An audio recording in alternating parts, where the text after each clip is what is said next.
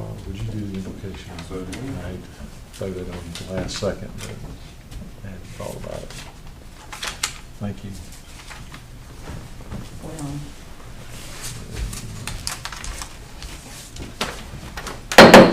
Ladies and gentlemen, it's 6 p.m., so we'll call the meeting to order for the Upson County Board of Commissioners for Tuesday, August 10th.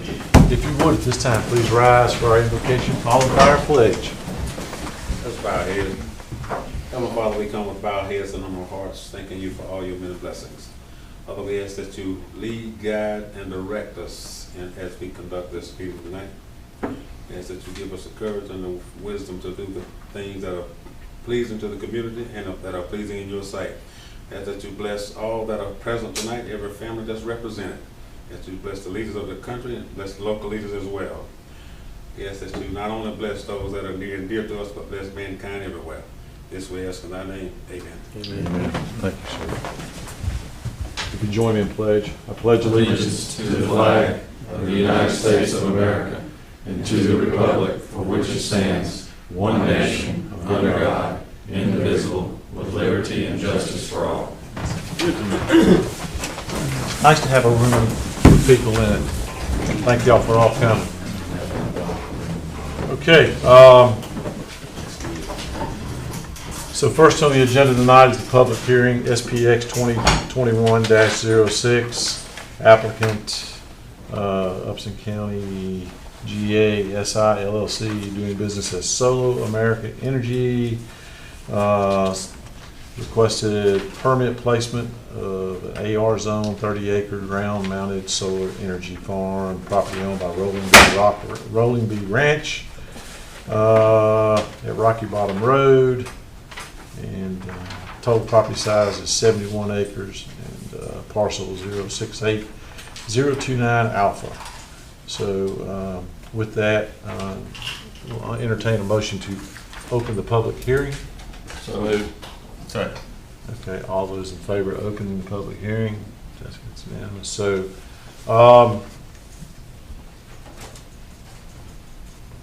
so we have two, and speaking out on the public hearing.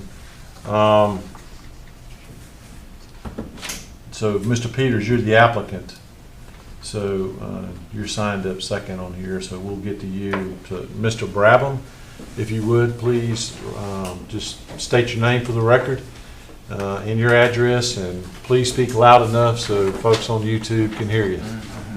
My name is Lance Brabham, 21 Rocky Bottom Road. I come to speak on behalf of my wife Judy and myself against the solar farm. And the reasons are, I already get to hear airplanes take off. I get to hear dart suck pellets out of the railroad cars. I get to hear Gilmore Center people scream at each other down the street. And now you want to put a solar farm over there, so I have to look at that out my front door all the time. We're just two old people, it seems no matter not. And I've lived on that property 72 years. It looked like there'd be somebody would be concerned about our well-being. Thank you. Thank you, sir. Okay.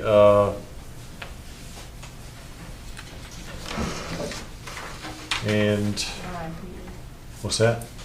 Ryan Peters. Yes, sir. Now you know you're the applicant, so so during public comments, you got 5 minutes. Okay, So, sounds good. Stand up over here, but yeah. So my name's Ryan Peters. I'm Director of Engineering for Solar America. We're based out of Atlanta, Georgia. Been doing this for about 11 years now. Solar America has built and constructed over 100 solar projects in the East Coast, with 50 of those being in the state of Georgia. The reason we're here today is, and this is the majority of the projects that we build in the state of Georgia are associated with Georgia Power as part of their initiative that was renewed in 2019, and the PSC also supported that. So they basically put out an RFP for projects. And what they're looking for is developers like us to go out and build them. And we have a 30-year power purchase agreement with them, where they're purchasing that power from the solar farm for 30 years. the positives of that is that these are smaller scale systems. They're, as you said, the property itself is 70 acres. The development area is 30 acres, and that includes the access road, that includes the perimeter security fence, includes any type of stormwater management pond we might need for it. But the actual array area itself, where a solar panel will be sitting, is about 13 acres. So, you know, we're really secluding ourselves on this. And another thing with that, and I do want to hand this to you, just to kind of show you. That's a site plan right there. The blue area is is where the panels are. And that's the same as the site plan that I believe all of y'all have. If you don't have one, let me know. I've got some extras. But what we've done is we've also really kind of hid this back as far as we could within the property. We don't plan on cutting any of the perimeter existing trees or vegetation. It's really just going to be that development area that we have right there. There is a small row of existing trees that kind of divides at the center of that farm field, and we'll cut those down. But that's pretty much it. So again, we're going to leave the existing vegetation that's around the perimeter because there is a very good stand of vegetation. We really want to try to hide this thing back there. As far as development of the solar array, I mean, we prepare our application to meet the county's ordinance that was really well done. It is a very good ordinance. And so we prepared our application to meet or exceed all those requirements. One thing that I will say specifically too, and one that we kind of pride ourselves in trying to exceeding, because we've done this multiple times and we understand that mainly neighbors just don't want to see it or hear it. So one thing that we do for that, again, we try to leave the perimeter vegetation as is. And then we also center the transformers, which are the noisiest part of our project, in the center of the site. So you can also see that in the site plan that transformers are located in the center. And so that way at the edge of the parcel, well, at the edge of the fence line of where our project will go, you can't physically hear it. It's a transformer is about the size of a typical transformer that you have outside of the building here or anywhere in town, where typically you're stepping down the electricity that's coming into your building. For us, we're stepping it up because we're putting it onto the existing grid that's there. So again, putting that in the center of the site to reduce the noise. Other than that, I mean, from a from noise standpoint, you can't hear it from the property line. And then the other kind of 3 phases of solar of the project is the construction period, which this size of site typically takes 6 to 8 months at the most. We're not proposing any grading out there, so there's not going to be a lot of heavy equipment coming in and pushing dirt around. We'll install our access road, come out there, and about the noisiest part is when we're driving piles. So we're not doing a lot of concrete out there. We're driving piles directly into the ground to really stabilize these panels that are out there. That's all engineered. We look at the geotech reports to make sure what type of soils we have. And then we come in and drive these piles about 8 to 10 feet into the ground typically. And that's based on wind load calculations. We take the highest wind that comes through and make sure that if that occurs, it's not ripping these things out of the ground. So that's the construction process. Like I said, 6 to 8 months of first breaking ground to flipping the switch to put power onto the existing 3-phase grid that is right there on Ben Hill Road. Then at that point, it's called the active phase. We're just producing energy, providing that energy to the existing grid. It'll go to whoever the nearest users of that energy is. And at that point, our site's small enough that we're monitoring it from afar, so there's no people on site. We don't have to bring any utilities there, so there's no water needed, there's no sewer needed, because again, we don't have anybody out there. We're monitoring these. We notice, I mean, we got production requirements to Georgia Power, so we notice if we need anything. How much time I got? 1 more minute. All right, I'll be quick.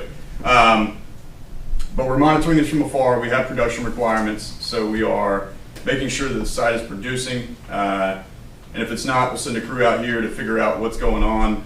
Again, we're based out of Georgia, so we've got crews kind of all throughout Georgia that we like to team up with, smaller electricians or landscape crews to come out and mow and everything like that. The last phase is the decommissioning phase. So once this project is done, and whether it's 30 years or 40 years, however long Georgia Power wants to continue purchasing power from it, then we come out there and remove everything. There's a decommissioning plan per the ordinance that has to be done with the county. In that case, again, we're coming out, since we're not putting a lot of concrete out there or other materials that are permanent, we're coming out there and pulling those piles out of the ground. We're taking the small concrete slab that we have for the transformer, and which is typically about a 10 by 10. And then we're removing all that, and the property can go back to the way it was. We do have underground wires. Again, we can pull those out. They're all in conduits. Not an issue, and again, it can go back to being farmland or whatever the property owner wishes to have. And we are leasing this site, so. Okay, all right. Thank No, you. I'll I'm be sure fit in we're 5 gonna minutes, get, I mean, I know you had a lot to say, and I'm sure we'll get to you Okay. some more here in a minute as we get into that. There's no one else signed up for public comment, so is there a motion to close the public hearing phase of this? So moved. Is there a second? Second. All in favor? Okay, all right. With that, Mr. Curry. Yes, sir. You had a very complete application. I hope that you had time to read all of that. Pretty much any question or information you might need was in that application. I want to thank the applicant. I wish that all of the application we've had were that complete.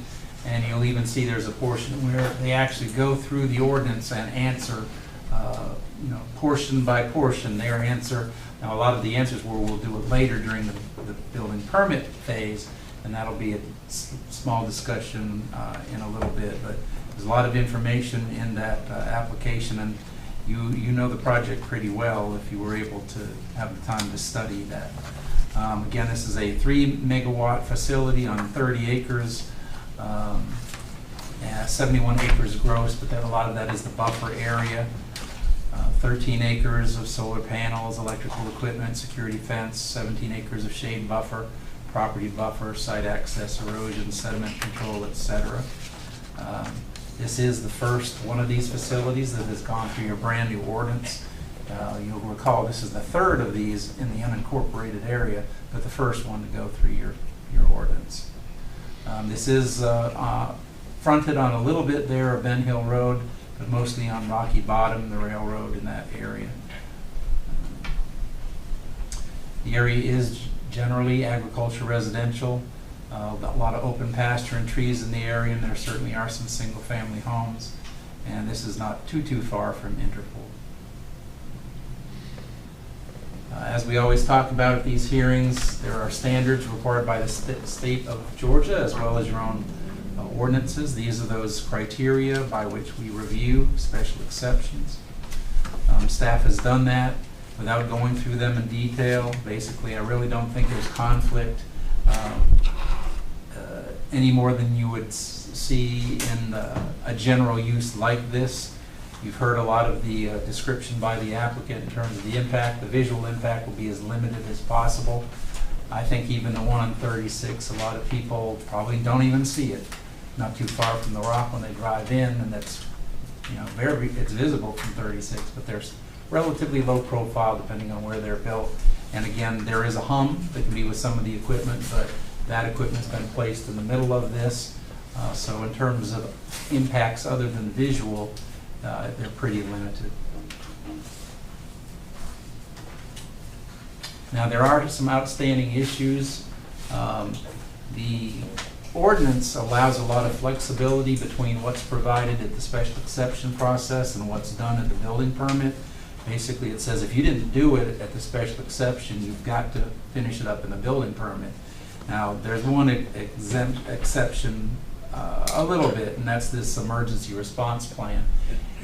This is the one thing that I think is an outstanding issue that does have to come back to the Board of Commissioners. Your ordinance specifically says that the decommissioning plan must be approved by the Board of Commissioners. Now, you'll see in the application, they don't have a completed one. It's basically their template or blank. I think that they talk about, because the engineering's not done, I think that's the reasoning in the application that they don't have it.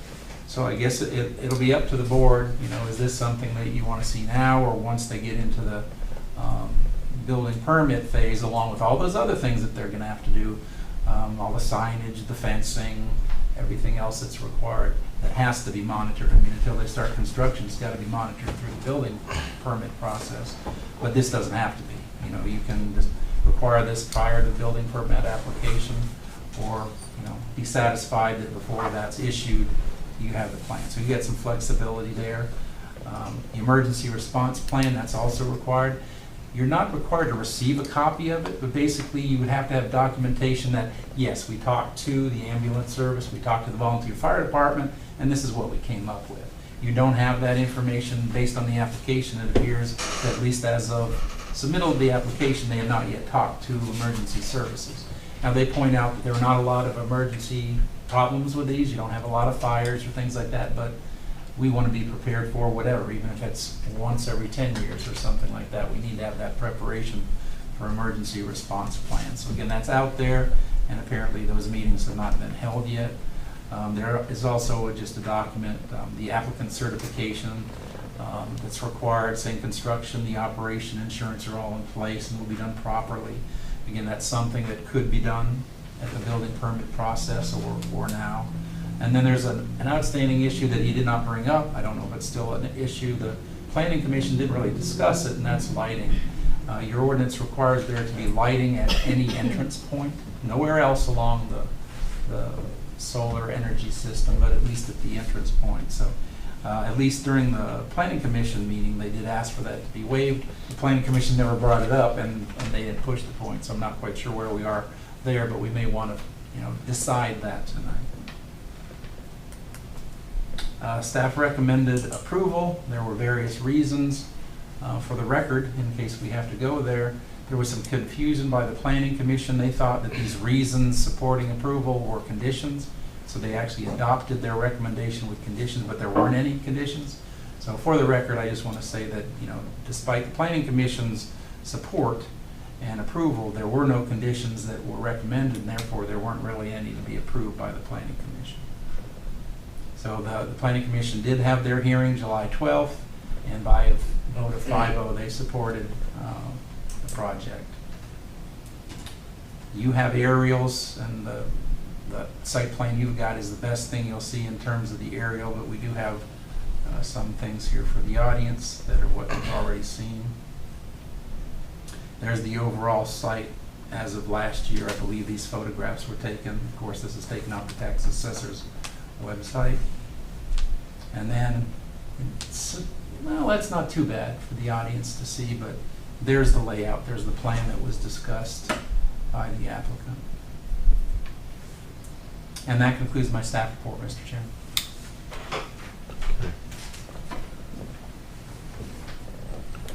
Any questions from Mr. Courier or anyone else? You've got the staff's recommendation. So our current ordinance states that they must have that they must submit that plan. The decommissioning plan must be approved by the Board of Commissioners, yes. It doesn't, it talks about, well, it can be done around the building permit, or it has to be done now, but it has to be done at some point. So you can defer and say, okay, well, when that building permit comes in, we need that plan, and before we're going to process it, that decommissioning plan needs to come back before the Board of Commissioners. You know, the decommissioning plan was a huge part of our discussions about, you know, when we went through and developed this ordinance, because we want to know what is it going to look like at the end of its useful life, you know, and who's going to be responsible, and how are we going to safeguard making sure that responsibility doesn't get delegated down the road somewhere, that we know who's going to clean it up and how they're going to clean it up. So this is the first one of these that we've had, so I don't think we ever, I know I didn't, I'm not speaking to any other commissioners, that I never envisioned that we would be approving a plan without everything up front, because, you know, so,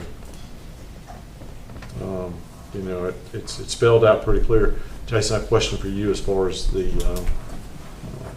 so, on a lease, so I'm assuming that Solar America is responsible for paying property taxes on the real property, and the owner of the property will be responsible. How does that work?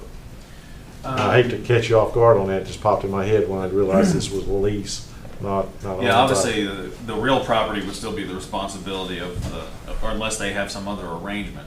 We don't know The what real the lease- property would fall to the property owner's responsibility unless they entered into an agreement otherwise. But then, I imagine also too, I mean, the personal property will be assessed, you know, as with all the equipment.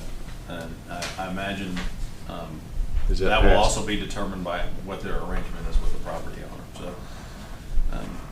Can I ask what your arrangements are with the property owner? From that standpoint, it's pretty standard throughout the industry in the sense that they still pay their taxes on the property, but we pay the increased tax amount for whatever we're installing out there.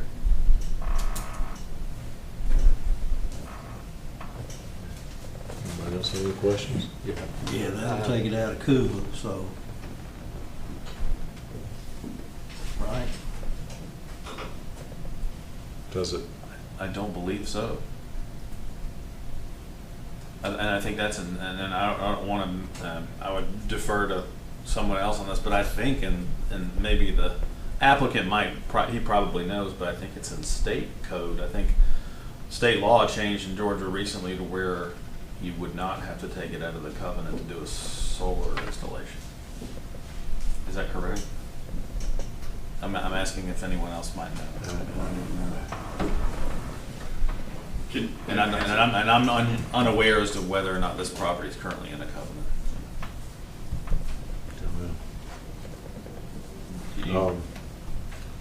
Was this map, this engineered drawing, was it available during the planning commission phase? Yes. Okay. So, you know, residents or any other interested party have had opportunity to see this? Well, Where the the actual signs- layout would be? The signs were out there in the newspaper ad, but we didn't have any citizens come to that hearing. Okay.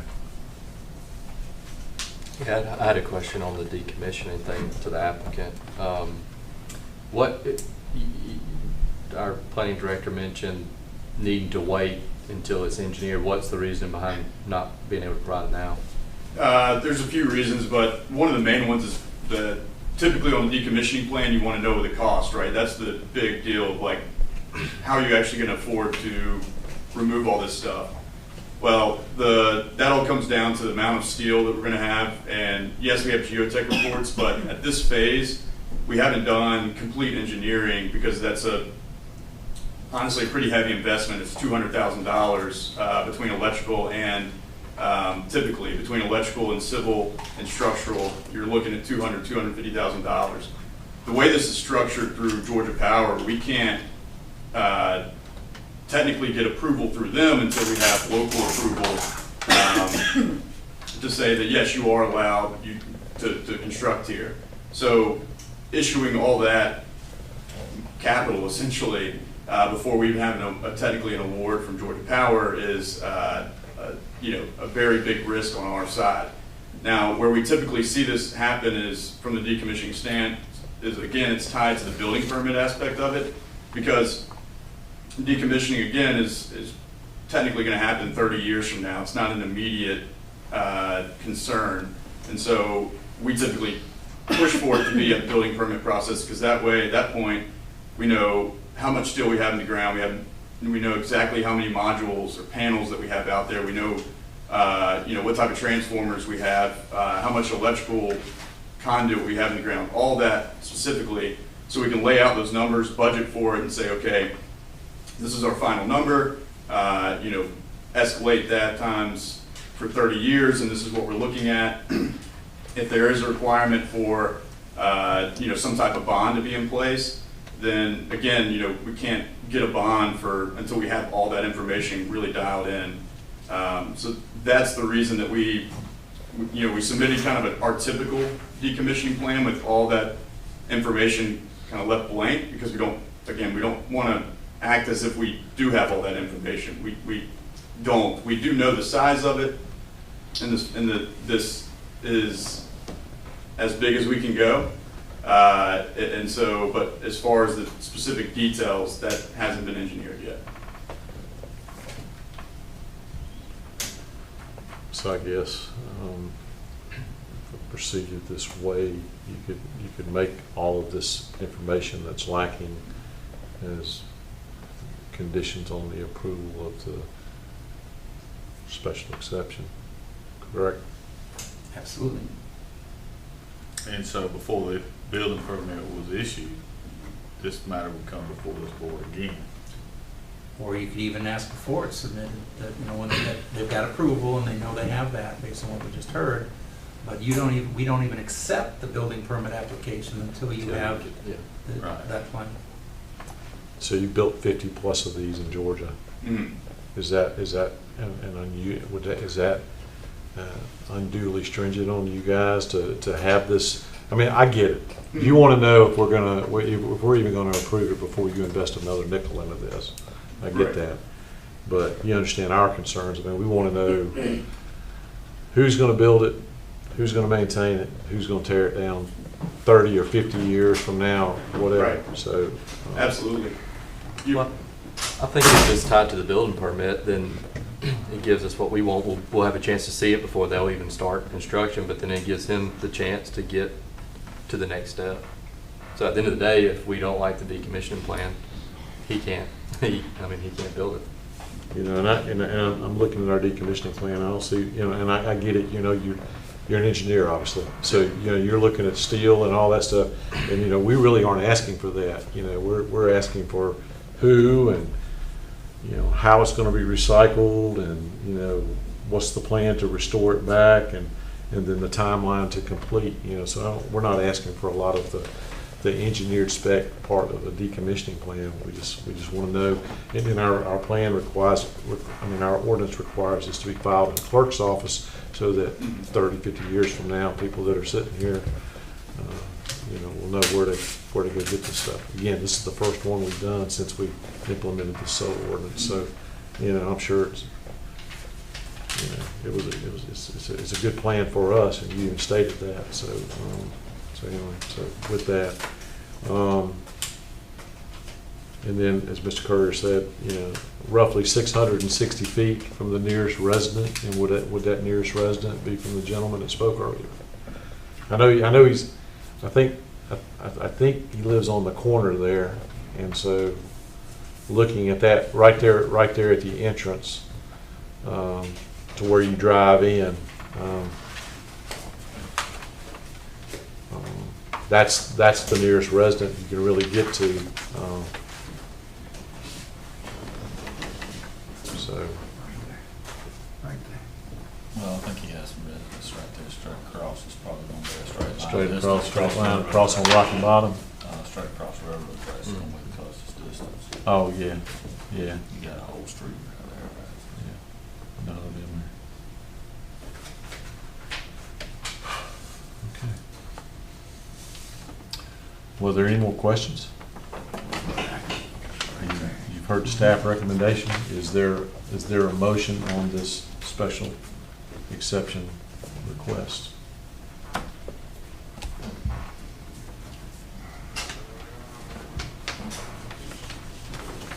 I'll offer a motion for approval. And I don't mind waiting until before the building permit to get the decommission plan. I don't know if we need to put a condition now to require it right this second. I'll offer approval based on staff recommendation. Without any conditions.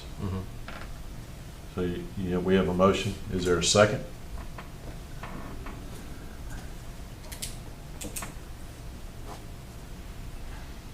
Going once. Well, Twice. I like the motion, all right, but if we approve it, you know, you don't have any requirements in there for whom to bring you that, you know, decommission thing. So if that was written into the motion, that, But before building permit is. you know, Okay. Submitted or issued? So I have a motion. Is there a second?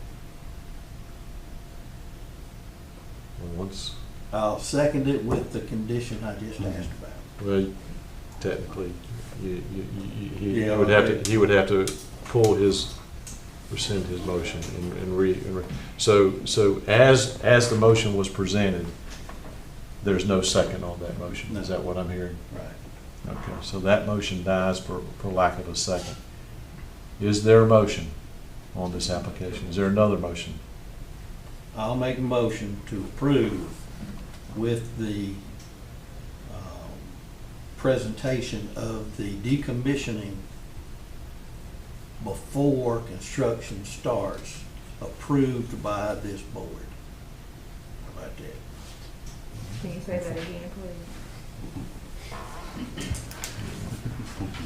All right, so I make a motion to approve, but they have to have presented the decommissioning before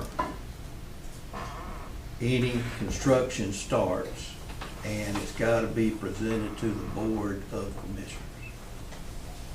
And I assume you're stating that it's approved by the Board of Commissioners. Right, approved by the board. I'm not trying to put words in your mouth. Right. Okay, so is that, you got that, Jessica? So I have a motion. I'll second it. Okay. So I will try to restate that the best I can. So I have a motion made and seconded to approve the special exception with the condition that the decommissioning plan be presented to the Board of Commissioners and approved by the Board of Commissioners before we issue the building permit. Did I get that right, gentlemen? That's it. Got that? Is there any other discussion on this motion? Hearing no further discussion, Ms. Jones, call for a vote. Commissioner Ellington? Yes. Commissioner Jones? Yes. Commissioner Wilder? Yes. Commissioner Watson? Yes. Ooh, ooh. Oh, Chairman Allen. I'm sorry. Yes. Thank you. Thank you all very much. Mr. Kraft, thank you for coming in. I understand. Okay.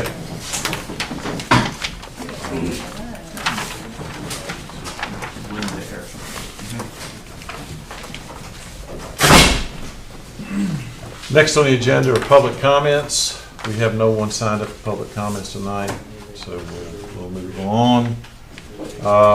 Then next on the agenda is the consent agenda.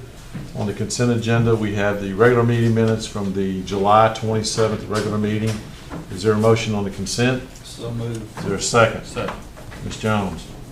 Commissioner Ellington? Yes. Commissioner Wilder? Yes. Commissioner Jones? Yes. Commissioner Watson? Yes. Chairman Allen? Yes. Okay, moving along. New business.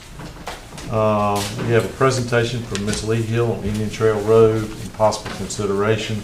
Gentlemen, this item was placed on the agenda. Commissioner Wilder asked us to place it on the agenda so that we could offer the Hills an opportunity to come and speak to all of us at one time, and with our attorney present. And so with that, I will offer up your presentation to us. Thank you. I'm Lee Hill. I live at 5020 Indian Trail. And we want to talk about the repaving, surfacing that's gone on Indian Trail. And the thing that's come up the most has been who owns what property and the road. And so my husband Alan has gotten Gary Self to help us understand this, because it could be, it's a lot to it. And so I'm going to ask Gary to come up and explain this map some to y'all. So you come up, Gary. Okay, this all started when Alan called me and asked me about understanding the strip map that showed the actual usage of this property. Now, he had the little bitty one, that you can't read anything. That's what comes from Hand that to Mr. English. that's what comes from the tax assessor's office. You can't read any of that. Right, we've got a copy of the large one So that I you asked provided. Alan to- Thank you for doing that. I asked Alan to go and get the copy of the two-scale strip map. With that in hand, and the quitclaim deed that was given to me as to who owns the property down there, I then tried to color code this map, this strip map, so that we could show exactly what my interpretation of the quitclaim deed is. And it seems, you know, fairly straightforward, but I guess it leaves some room in there. Do I need to read the quitclaim deed to you? No, So everybody knows what the quitclaim deed? it's not committed to memory, but I think everybody's reviewed it. It's not committed to memory, but I think everybody's reviewed it, Okay. so. Okay, so in reading that, it says go all the way down.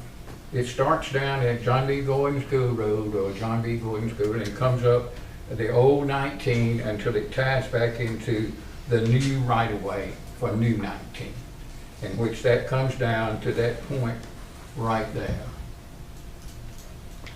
So that means that all of this road outside of what DOT owns now went to the county, according to the quitclaim deed. Okay, the new road, where they put the new entrance to Indian Trail is back up here. The Hills driveway is down here. The paving that was done by under the county paved Indian Trail, but did not pave down to the Hills driveway. Now, in my opinion, as far as what I was supposed to do was give an opinion as to who owns the property in front of the Hills house. It's obviously down here, since y'all paved that road, that certainly is. But this little strip in front of their house, that was what I was supposed to come up with. In my opinion, according to the quitclaim deed, it goes all the way down to that point where it hits the new right-of-way. Do I need to move this over there? No. This is the new right-of-way. This is the new right-of-way. They bought from Herschel Meeks all the way over here, all the way over to the old road in this particular area here. So the new right-of-way come down like this. They used to own this, so it went on out there and it tied back in and come back in there. But when this quitclaim deed then deeded out old 19, then that comes all the way down to this point, in my opinion, according to the quitclaim deed. Now that was my, I guess, requirements. That's what Alan asked me. Who owns the property in front of my house?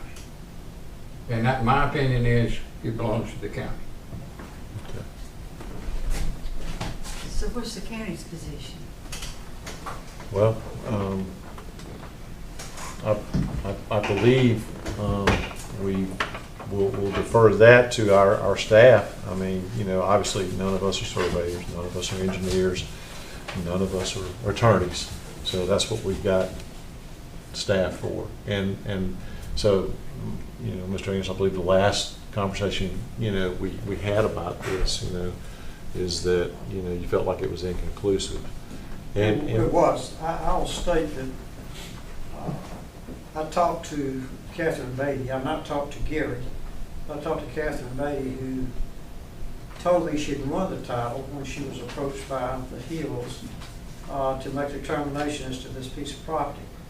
She did not have this blow up. She had the small map that she was looking at when I went to her office. And I'll be honest with you, I couldn't make heads and tails out of that thing. And at that point, I came back and I called the chairman. I said, as far as I'm concerned, it's inconclusive. I have no idea who owns it. I know what Catherine thinks. I know when she ran the title what she thinks, but I'm not prepared to say that I'm in agreement with her or in disagreement with her. What I would need is for us to do a separate title search and pose the question, as Mr. Self has answered, as to who owns this specific piece of property. Yeah, y'all, you need to do that, and I got it to you on June the 21st. You didn't get it to me, ma'am. Well, I got it to the chairman, Well, and I don't think I'm I'm supposed not- to give you information. yeah, I'm not going to say anything with regards to Okay. what the county's required to do or will do No, with I'm not regards saying that either. to requests by the public. But I think the only way for me to be satisfied as to this would be to sit down with Mr. Self. When you were going through that gear, I had no clue. Your color code is not the same as this. I was trying to figure out where you were on the map, and you lost me when you started talking about the very first road, because I couldn't find it. So it Well- would take me sitting down with Gary, Why don't we go over that again then? Well, and he- then to run a title. Because Gary is a surveyor, and he probably, is not probably, he's the best surveyor I've ever dealt with. He's not an attorney. He hasn't run the title. He's done the survey, completely different things. I understand. So I'm not prepared to make a statement to our board as to ownership until, number one, there's a title run, until such time as I sit down myself and follow what he has explained to the board. So that's my statement. My hope was that when I had her send it to you, that y'all would do that title search and find your deed. well, there's a lot going on, ma'am, and you know, and so, and then Mr. Self has been up here and, you know, presented us that split map and had conversation with us. And, you know, but quite frankly, you know, we defer to our legal counsel, which, you know, you've obviously So engaged. you have no position right now? I can't, I mean, it would be, you're asking me personally as a commissioner, I'm not speaking for the board, but me personally, I'm not prepared to commit that until the county attorney, you know, offers his opinion on that. And, you know, and I think we can get there. I think this was a good opportunity for you guys to come up, because, you know, this is the only time you're going to get 5 commissioners, and you really can't really talk about your issue in 5 minutes on public comment. So, Right. you know, like Commissioner Wilder suggested, that we come in here as a board, we hear you with the manager and with the attorney here, and then I personally think he's on the right path to get with y'all. Anybody else? I'm going to speak for the board, so I will. I mean, you know, I've looked at it. I've had some conversations with Mr. Hill, and I looked at it, and I'm not a surveyor. I'm not an attorney, and I think it will be a bad decision for me to commit, or anybody on this board to commit, till we got the legal advice, because we're representing you on 2 fronts here, and we don't want to. Look, if it is determined, I guess I think I can speak for the board on this, and if I'm not speaking for you, tell me to shut up. But we had no idea if truly this is a portion of our land. We didn't know anything about it, okay? And there could be pieces out there like, so we didn't just say, hey, we're just not going to go down there and pay their part. Look, if we own it and it's proved that we own it, then we'll address it. Can I ask who made the decision to skip over it and why? Skip over paving your road, is what you're Right. asking. It was, you know, it's considered, I think, and Jason, I'll submit that to you. I mean, because you speak for the road department. Yeah, so, I mean, it's always been staff's understanding that that was a former abandoned piece of GDOT property, and everything that we had as staff, from what limited data that we had on it, obviously, you know, we can't run title searches for every person in the county. I mean, in my opinion, it's not the board's attorney's responsibility to do title searches for independent landowners. The county had never maintained it previously. Obviously, we've maintained the right-of-way for Indian Trail since it was deemed Indian Trail, I guess, in early 2000. But it was always understood that it was private property, so therefore the grass was never cut, the pavement was never patched. You know, going back as far as, you know, our road superintendent had experience with it. So when the plans were submitted, it was actually even discussed. The engineer asked us, do you all own this property? And we answered to the engineer, no, we don't. So that's why it didn't get paid. Well, I spoke to the engineer because somebody gave me his phone number, and they told me it was in the original scope. And there was a quitclaim deed given to the administration that was the Upson County Commission in 2000 that's how we got the deed. Okay. Well, And also too, I mean, I've read the quitclaim deed, and I've read many quitclaim deeds, and have had a lot of experience with right-of-way. I think the one thing we can all agree on, that's a very, very vague deed compared to what I've seen in the past. I mean, I certainly am not in a position to make a determination on it. You know, but no, we never even had the information on the deed to begin with. So, I've lived down there for over 30 years, and I've never heard that it was my private property or abandoned. Well, Because it is cut, the grass is cut by the county and the DOT down there. well, and our position, the county's position that it was still DOT property, because that, our understanding was there's a wide swath that was, the information we had on it was from the 90s when it was sold, and it was deeded over to GDOT. So that's what we had in our file. That's plain to me. And I this mean- was in 2000. This quick claim deed was So in you have a 2000. piece of paper that So says it's- that? so I get it's plain to you, Gary, but we got to rely on him. And look, at the end of the day, it's. I know you're not happy, No, but it's good it's that not- it has. it's not. Ma'am, It's- I if just- you would let me. Finish. It's good that you brought it up, because at some point this has got to be resolved. It be resolved on the county's aspect, the city's aspect, and your aspect. So we will get this resolved. We need to let Mr. English do his thing with your legal counsel, and we'll get this resolved one way or another. I mean, it's a whole. It involves a lot more than just road paving. It involves, law enforcement. It goes a big scope. So we're glad to do this and figure this out. And I would just ask you, for just a little patience, Okay. and we'll get this resolved. I'm interested that you have come across some information that said it was private, or I just would like to know where that came from, but, okay, so what kind of timeline are we looking at?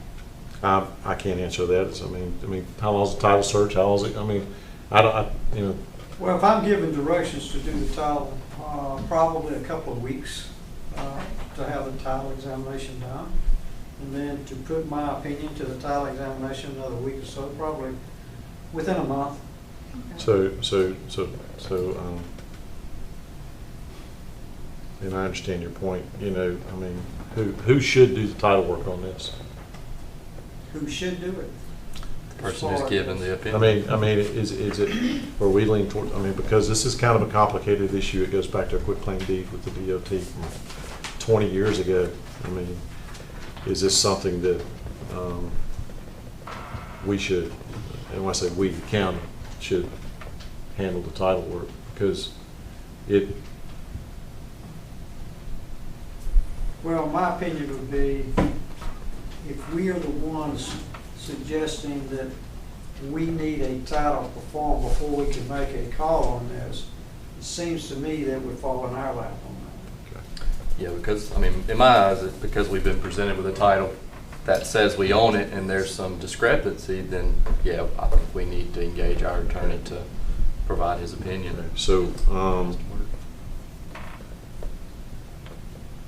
I guess, because we're engaging our attorney, Jason and Pascal, y'all speak up. I think it would, since we're engaging you, in form of would you put that in the form of a motion, not necessarily a resolution, move to engage our attorney to do the title work on resolving the issue of ownership on this property in question. So I need a motion. I'll offer that motion that we do engage our attorney and the staff, Jason, and find out the true ownership of this piece of property, do a title search. Because as it stands right now, it's definitely inappropriate for us to make a decision on what to do with that piece of property without us knowing the true owner. Okay. So I have a motion. Is there a second? Second. I have a motion made and seconded. You gonna let me say something or not? Well, this is a presentation, so but sure. Okay. But don't argue this, because I'm not if you're gonna thinking argue. we're gonna resolve this tonight, I don't think it's gonna be resolved tonight, Mr. Self. I'm not gonna argue with you. Okay. What I'm gonna say is, if the county doesn't accept the quick claim deed, the county paid 2.3 miles on DOT right away. It's as simple as that. Okay. So I have a motion made and seconded. Is there any further discussion? Hearing none, Ms. Jones.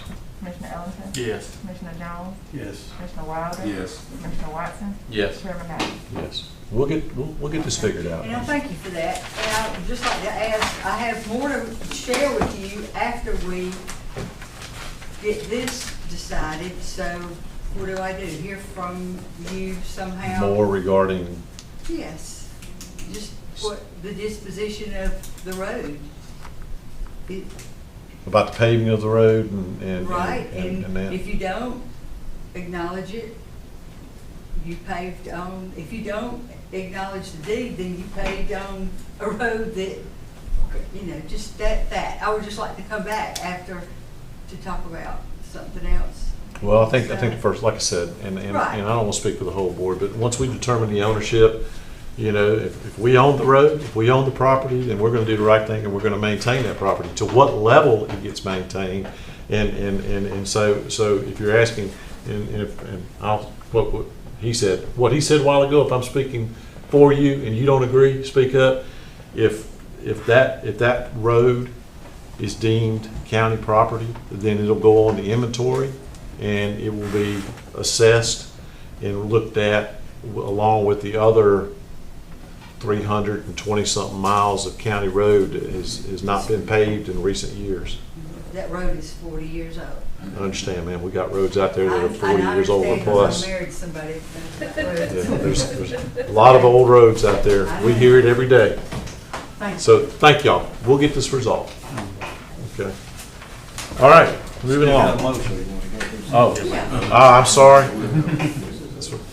I called for the vote. Ms. Jones. Did we already do that? Yeah, we just did. Oh, we did. I thought we did. Well, we let Gary speak, and we didn't do that. He did it after.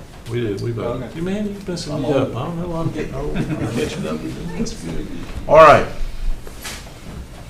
Who's got it, Jason? Discussion and approval of Resolution 12-2021 approving the 2021 millage rate. Jason? Mr. Chairman, this is the last part in our process. Obviously, this has been duly advertised. But this is the final step in setting the rates for the digest. So if the chair would just entertain me to read Absolutely. a portion of the resolution. So the first four whereases are basically citing the code sections where it's our duty and responsibility to set these rates.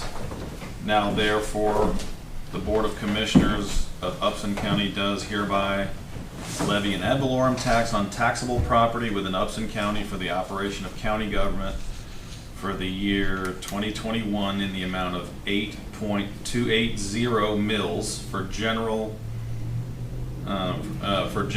joint projects in the amount of 3.700 and then unincorporated for 1.160 mils. So in comparison, the current rates are for county M&O or general 8.60. It's the current joint projects is 4.720, and then the unincorporated rate is staying the same. Further, the Board of Commissioners of Upson County also hereby levies an ad valorem tax on all taxable property for 2021 for the support of maintenance of public education and activities and incident thereto in the amount of 13.210, and that's the millage rate that was transmitted by the Board of Education to the Tax Commissioner. And that is a rollback rate that we know as far as Board of Education? Yes, it is. They did not advertise a tax increase. Okay. It's at least a rollback rate. I don't know if it's any more than that. No. Okay. All right. The clerk confirms that it matches the rollback rate calculation. Okay, great. Okay, gentlemen, you have the resolution. Staff has presented. Is there a motion on this resolution? Mr. Chairman, I make a motion we accept the resolution as presented. Is there a second? Second. Any other discussion? Hearing none, Ms. Jones. Commissioner Ellington? Yes. Commissioner Jones? Yes. Commissioner Wilder? Yes. Commissioner Watson? Yes. Chairman Allen? Yes. Okay. Discussion and approval of Resolution 13-2021 calling for the election to reimpose and Upson County Special Purpose Local Option Sales Tax. This one's a little bit more lengthy. Mr. Chairman, I'll take a stab at this one as well, if you'll just entertain the manager for a minute here. So essentially, this is a resolution calling for the election of the extension of our special local option sales tax. So just as a quick refresher, at our last meeting, we approved the three-way intergovernmental agreement with the city of Yatesville and the city of Thompson. Thompson then adopted theirs at their last meeting, and then Yatesville as late as last night at their meeting. So all three have adopted the intergovernmental agreement, which now enables the board to call for the election. And if the chair would like, I can read the question. Sure. For the public. And the question will read as follows. Okay. Shall a 1% sales tax and sales and use tax be imposed in the special district of Upson County for a period of time not to exceed 6 years or 24 quarters, and for raising an estimated amount of $23,400,000 for the purposes of funding the following projects for Upson County? A, acquiring, constructing, and approving county facilities including judicial, administrative, civic, recreational, airport, and jail facilities. B, roads, streets, and bridges. C, vehicle procurement and replacement, including sheriff's department. D, machinery and heavy equipment for repairs and maintenance of roads, streets, and bridges and other governmental facilities. E, machinery and heavy equipment for repairs and maintenance of water and sewer facilities. And F, office equipment, IT, and telecommunications upgrades. So that is the county's portion. The city of Thomas's portion is follow. 2, funding the following projects for the city of Thomaston. A, acquisition of right-of-way for roads, streets, and bridges, and expansion, modernization, maintenance, construction, and improvements of roads, streets, and bridges. B, water and sewer expansion, modernization, or improvements. C, electrical system expansion, modernization, or improvements. And D, acquisition, construction, modernization, and improvements of municipal-owned facilities, parks, vehicles, and equipment. And then the last component is for the city of Yatesville. And 3, funding the following projects for the city of Yatesville. Water system upgrades is A. B, repaving and resurfacing of roads and bridges. And C, recreational facilities improvements, including ballparks and pavilions, question mark. And then obviously that the voter's option is yay or nay on the question. So by adopting this resolution, you're asking the our election superintendent to call for that election for that question. And then as the board's pretty familiar with the way those projects are allocated, we went over it restates them here, but they're identical to the way they read in the intergovernmental agreement that was in for your consideration at your last meeting. Okay, thank you, Jason. This has been reviewed by council and by SPLOST/bond council and approved. Okay. So, gentlemen, you have the you have a recommendation for adopting this resolution. Is there a motion? So moved. Is there a second? Second. So I have a motion made and seconded to adopt the resolution calling for election to reimpose an Upson County special purpose local option sales tax. Hearing no further discussion, Ms. Jones? Commissioner Ellington? Yes. Commissioner Jones? Yes. Commissioner Wilder? Yes. Commissioner Watson? Yes. Chairman Allen? Yes. Okay. We're just a bunch of resolutions tonight. Okay, next on the agenda is discussion and approval of Resolution 14-2021, calling for a meeting of the Thompson-Upson Office Building Authority for the purpose of transferring property. I'll give you a break. I'll take this one, all right? We'll try. All right, so basically, gentlemen, what you have is a resolution where we're asking the OBA to transfer ownership of this property to the city and to the county for the purpose of us disposing of this property. So Where Upson County is aware, Thompson Upson Office Building Authority owns 159.42 acres, commonly known as the Pobie Road property. The 159.43 acres are depicted on the tax assessor's plat. It identifies the parcels, two parcels, one's 56.42 acres, the other parcel is 103 acres, and it was originally planned as a solid waste disposal facility. Upson County understands that OBA is interested in deeding the property to Upson County and City of Thomaston, and whereas in order for the said transfer of property subject property to be consummated, it is necessary that Upson County approve the transfer by the OBA, and Upson County expressly affirms its desire that a special meeting of the OBA be called for the purpose of transferring the two parcels to the Upson County and the City of Thomaston. Now therefore be resolved that the Upson County Board of Commissioners does hereby adopt this resolution. So you have this resolution. Is there a motion on this resolution? So moved. Is there a second? Second. Motion made and seconded to adopt the resolution calling for the OBA to take action as described. Is there any further discussion? Hearing no further discussion, Ms. Jones. Commissioner Ellington? Yes. Commissioner Jones? Yes. Commissioner Wilder? Yes. Commissioner Watson? Yes. Chairman Allen? Yes. Okay, next on the agenda, discussion and consideration of policy for vehicle replacement. Jason. Mr. Chairman, this is an item we discussed at length at the work session.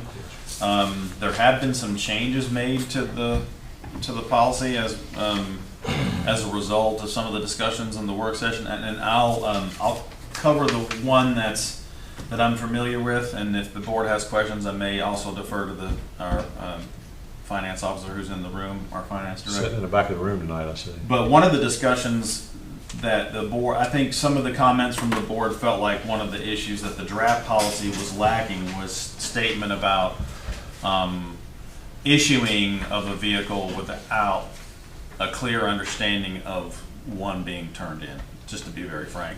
So Alan added the language at the end of this, what he refers to as the one-for-one criterion. So it reads, each replacement vehicle must be accompanied by a vehicle turn-in. A surplus request form is required to be delivered to the finance department and will be submitted to the Board of Commissioners along with the new vehicle purchase request. There may be some exceptions to this requirement, which will be approved by the finance department on a case-by-case basis. No check for purchase will be processed unless arrangements have been made for the finance department for proper delivery of the surplus vehicle. The road department is not a site for storing surplus vehicles.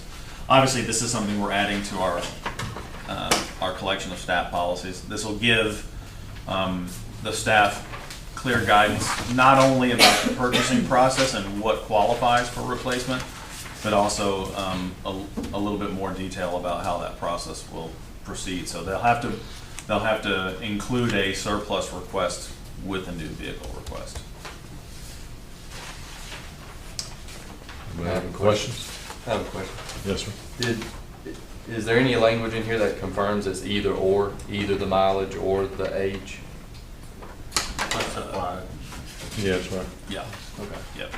Okay, yeah. So it reads minimum requirements criteria, either or criteria for each. Okay. Should I just let them comment? Yes, sir.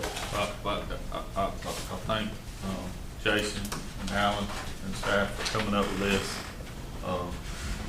I know y'all heard enough from me to make y'all want to come up with this. Ask you 10 million questions every time we do this, and I think this is a good policy, and it alleviates this procedure. Just because I think I need a new vehicle doesn't happen. It's got to meet the criteria, and I appreciate that. Well, I'm a comment that the other thing it does, it helps us to eliminate an arbitrary growth in our fleet size. That when a vehicle meets this criteria, it is retired and surplused, so we don't see some inflationary growth in our fleet. So thank you. And I will add, since this will be adopted as a policy, it will apply to every vehicle that's titled to the board. Right. I know that was part of the discussion from the work session, but it will, any vehicle that's titled to the Board of Commissioners, this will apply. So we will no longer be paying on insurance on a vehicle that's sitting in the weeds for a year. Right. Is there a vehicle out there that's on our insurance that's not titled to the board? No. If it is, I don't know who's paying the insurance for it, but, okay. No, my only thought was transit, but I think those are titled to us, yeah, that operated by the Right. regional commission. Yeah. Right, that's covered under that intergovernmental agreement. Right. Yeah, okay. So gentlemen, you have this, this recommended policy. Is there a motion? Mr. Chairman, I'd like to make a motion we approve the new vehicle title policy as presented. Is there a second? Second. Any further discussion? Hearing no further discussion, we have a motion to approve the vehicle replacement policy as presented. Ms. Jones? Commissioner Ellington? Yes. Commissioner Jones? Yes. Commissioner Wilder? Yes. Commissioner Watson? Yes. Chairman Allen? Yes. All right, moving right along, we're comments. Jason? Mr. Chairman, I have 4 items.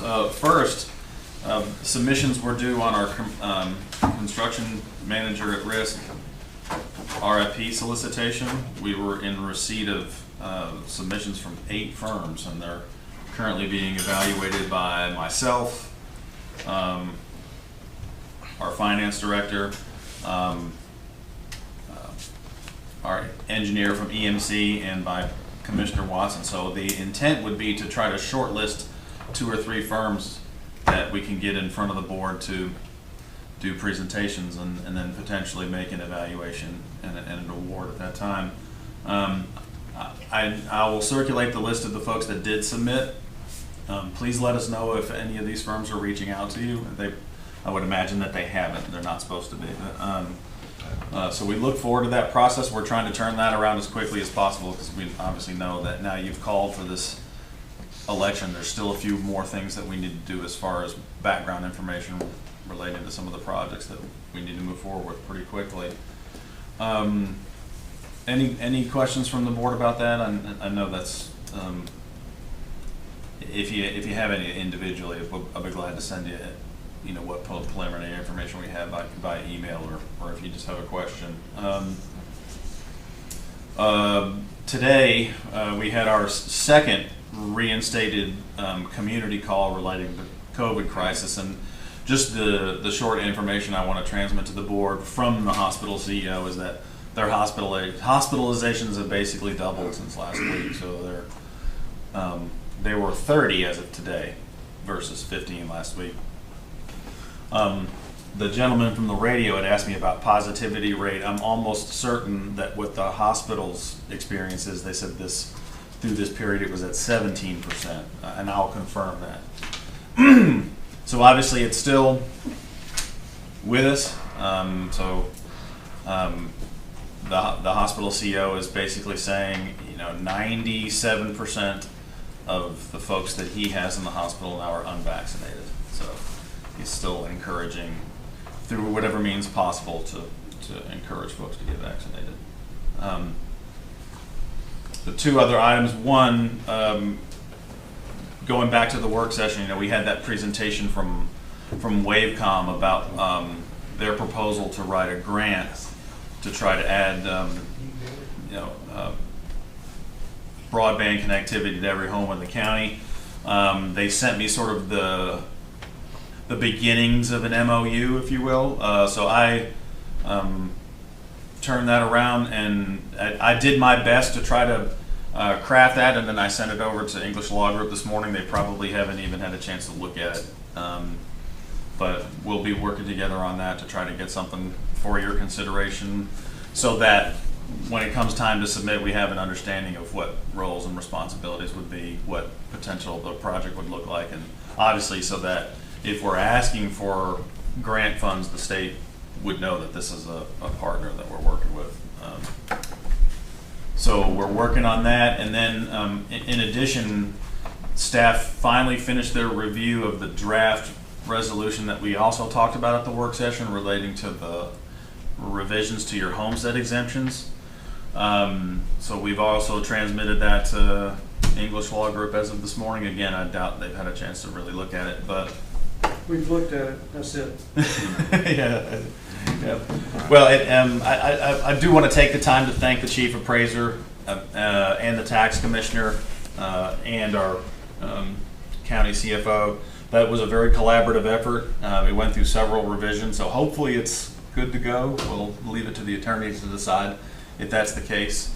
Our intent is to have you adopt that in September so we can put it in the hands of our representative in October. She would need to then take it to, as we discussed in the work session, to Legislative Council to have the legislation drawn up. And that would give us plenty of time to review their draft to make sure it matches what your request is. And that's when they're gonna really be busy. Right.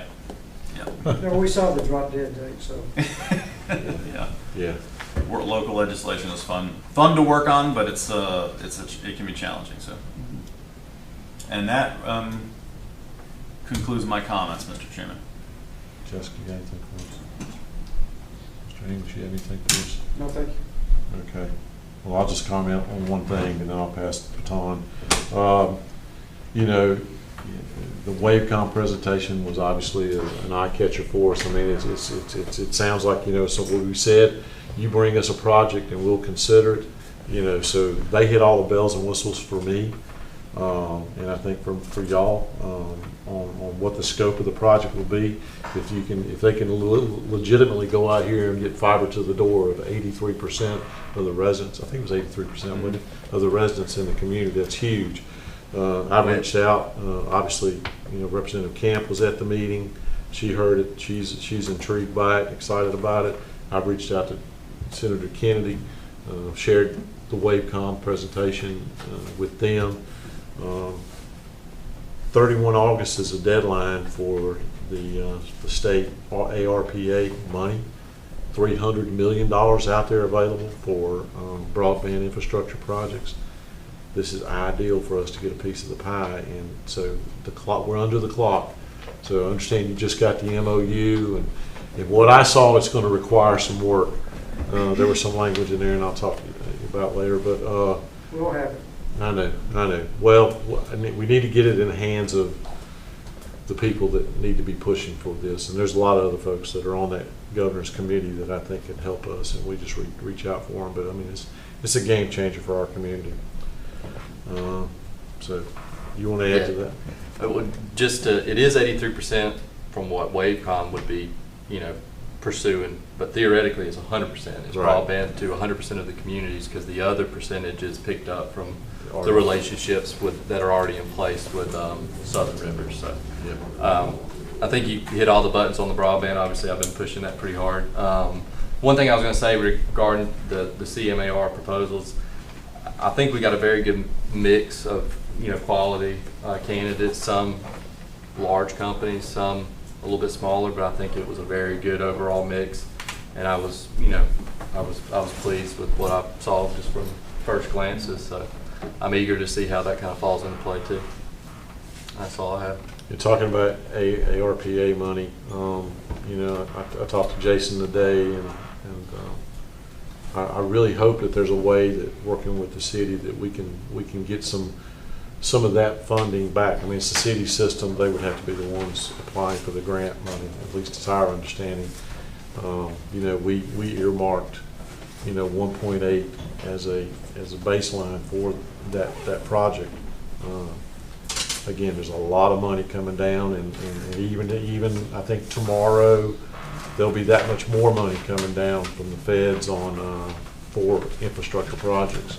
So roads, bridges, sewer, water. I mean, if there's anything out there, and we can come up with a defined project, and we have a local match that incentive that really increases that opportunity to go through, we need to do it. But you know, Jason, I know you guys are really busy, but you know, this is, man, and I know we're not going to let this slip through the cracks. I mean, so that's really all I have. Do you have anything? The only thing I got, I brought it up to Jason earlier, is right on my district lines between myself and Commissioner Wild, and I hadn't even had an opportunity to discuss with him, but on the Pobie Road project, it's about 200 foot out of my district, but I did notice on the Potato Creek Bridge down there, the striping is stopped. I would just like us to get with our engineers to see if there was some type of reasoning or explanation for why there was just a stripe both sides of the bridge, and the bridge has got an old stripe going across it.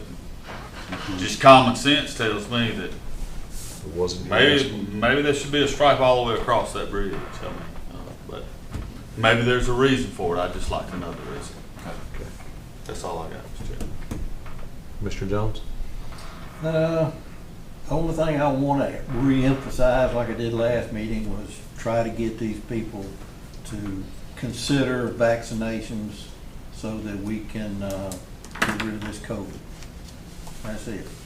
Sir, Mr. Wilder? I was just look at Ellis, no mention about that, the Oviatt Road. I noticed that certain things down there too, but I'm sure it'll get taken care of. Okay. Any final, by the ways? Hearing none, is there a motion to adjourn? So moved. Second. We're adjourned, thank you. Okay. Thank you. Go and try to enjoy what's left of your. I'm gonna be You haven't giving heard you a call, anything? so we can get started. Take care. Don't worry, that's not. I'm sure I'll have one. Grab one later. That sounds good. I'll take you up on that.